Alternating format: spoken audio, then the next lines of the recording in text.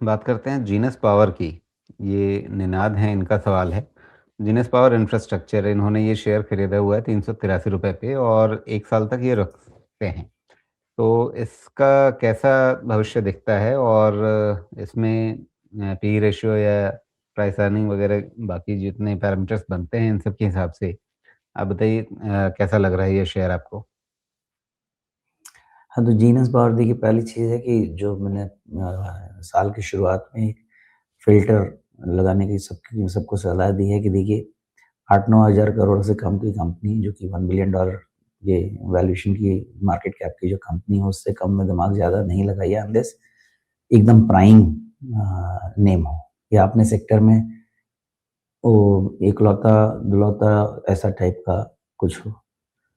तो genus power उसके उस फ़िल्टर पे तो ठीक है, लिक्विडिटी इसमें आपको फ़ेयर मिल जाएगी। लिक्विडिटी का बहुत इश्यू, एग्ज़िट रिस्क नहीं होना चाहिए, क्योंकि बहुत सारा पब्लिक के पास इसमें माल पड़ा हुआ है।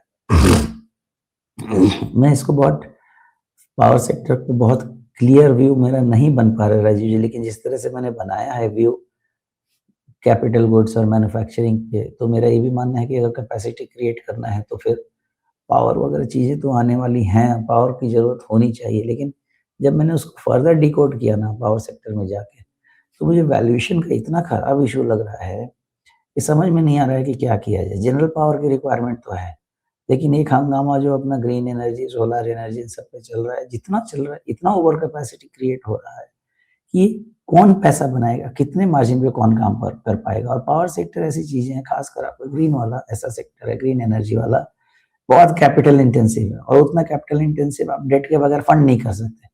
डेट के बगैर फंड नहीं कर सकते हैं तो इंटरेस्ट बर्डन आपका होना ही होना है हेवी, मतलब आपका आरओई, आरओसी, आरओई नहीं भी हो इम्पैक्ट तो आरओसी तो इम्पैक्ट होने ही वाला है बहुत सारा। अपॉर्चुनिटीज़ हैं पावर सेक्टर में, वो मुझे समझ में आ रहा है, लेकिन वैल्यूएशन ऐसे हैं कंपनीज़ के, कॉन्फिडेंस नहीं बन पा रहा है। तो फिर आना पड़ेगा इसी चीज़ पे जो मतलब मेरा सहारा है वर्ड टैक्टिकल। टैक्टिकल अप्रोचेज़ लगाए जा सकते हैं, स्ट्रैटेजिक अप्रोच चाह के भी सब कुछ दिखते हुए भी पावर में वैल्यूएशन के चक्कर में नहीं लग पा रहा है। जीनस पावर अपने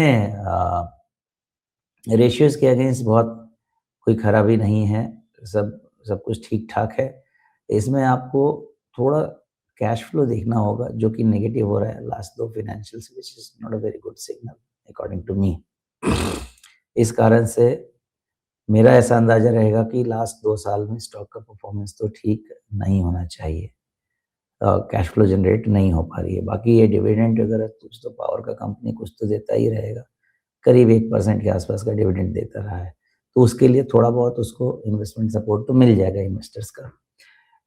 रिटर्न रेशियोज़ वगैरह कोई खराब नहीं है। बट कैश कैश फ्लो का सिचुएशन ऐसा है जो कि मुझे बहुत कम्फ़र्ट नहीं दे रहा है। एंड देयरफॉर आपका प्राइस मुझे लगता है कि और कुछ नहीं भी हो तो पीक तो हो ही गया होगा। तो अब हम आके देखते हैं वहाँ पे वैल्यूएशन खराब नहीं है, उसमें कोई दिक्कत नहीं। तो कैश फ्लो के कारण कितना है जीनस पावर बोला ना आपने चार्ट में, जीनस पावर,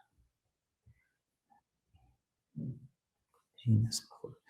देखिए, जीनस पावर में आप वैल्यूएशन में सॉरी अब आप प्राइस में आके देखेंगे, तो इसमें वही वाली परेशानी है कि अच्छा होते हुए भी अच्छा नहीं हो गया। हाँ, हाँ, आपने लगा दिया। देखिए, इसमें क्या है कि बहुत अच्छा आपका ये वी शेप रिकवरी चल रहा था, तो किसी समय में जो नेकलाइन आपका बनता है ऊपर 2 मिला के, वो ट्रेंड लाइन का ब्रेकआउट होना चाहिए था और नहीं हो पा रहा है because of the heavy pressure. और वो प्रेशर इसलिए है कि कंपनी का कैश जनरेशन थोड़ा-सा कम, कैश फ्लो जनरेशन कम हो रहा है। तो ओवरऑल वैल्यूएशन का कोई इश्यू नहीं है यहाँ पे, पर्टिकुलरली जीनस पावर में। एक है कि थोड़ा क्वार्टरली रिज़ल्ट में जाके देखते हैं क्या सिचुएशन है। देखिए, क्वार्टरली रिज़ल्ट में सेल्स तो गज़ब-गज़ब ज़बरदस्त जंप होता हुआ दिख रहा है। ठीक है। मार्जिन्स भी अच्छे स्टेबल दिख रहे हैं, वो भी ठीक है। प्रॉफ़िट भी बहुत अच्छा इम्प्रूव होता हुआ दिख रहा है। इतने के बाद कम से कम एक चीज़ इसमें जो अच्छा हो गया वो है कि इसका प्राइस अर्निंग मल्टीपल और अदर वैल्यूएशन मल्टीपल बहुत ही कंट्रोल्ड हो गए। ठीक है। तो यहाँ से मुझे ऐसा लगता है कि जीनस पावर में अगर इस तरह का परफ़ॉर्मेंस है, तो डाउनसाइड फिर बहुत ज़्यादा नहीं रहनी चाहिए। सेंटिमेंटल डाउनसाइड के अलावा डाउनसाइड इसमें बहुत ज़्यादा नहीं रहनी चाहिए। तो फिर क्या डाउनसाइड हो सकता है? मतलब ये है कि ये स्टॉक आपका लोअर हाई पैटर्न में है, कंसिस्टेंटली लोअर हाई पैटर्न में है। तो कम से कम एक लोअर हाई पैटर्न क्लीन होने के लिए 365, 367 हाँ, कितना है? 365 के ऊपर एक क्लोज़ चाहिए। उसके बाद होने लगे मतलब 1 नहीं 2-3 क्लोज़ चाहिए। तो वहाँ से क्लियर हो जाएगा कि लोअर हाई का पैटर्न नेगेट होने की कोशिश हो रहा है। नहीं हुआ तो क्या? नहीं हुआ तो भी कोई ज़्यादा दिक्कत नहीं है, आपके पास जो है ना, जो लो बन गया 235 पे वो बन गया। तो ये स्टॉक जो है आपका 235 से लेके मतलब नीचे वाला लो जो है 235 वो ऊपर में आपका 365 ये बड़ा रेंज है, लेकिन इसी रेंज में बहुत समय तक ऑसिलेट करेगा। क्यों ऑसिलेट करेगा? बिकॉज़ करेक्शन इसका रिज़ल्ट्स इसके ऐसे आ रहे हैं जिसके कारण इसके वैल्यूएशन बड़े अच्छे रेंज में आ गए हैं। कैश फ्लो और जनरेट होता तो यहाँ से फिर पलट भी सकता था। इसके कारण से ये जो 280 का के आसपास का क्लोज़ है, यहाँ से आपका थोड़ा प्राइस मतलब 15% के आसपास का डाउनसाइड तो बन सकता है अगर सेंटिमेंटल इम्पैक्ट हुआ तो। बट इन एनी केस मुझे 235 का जो लो बन गया वो भी लगता है बन ही गया। इसी में इसका ऑसिलेशन काफ़ी समय तक होना चाहिए। बाकी फिर पावर सेक्टर को हमको ऑब्ज़र्व करना पड़ेगा।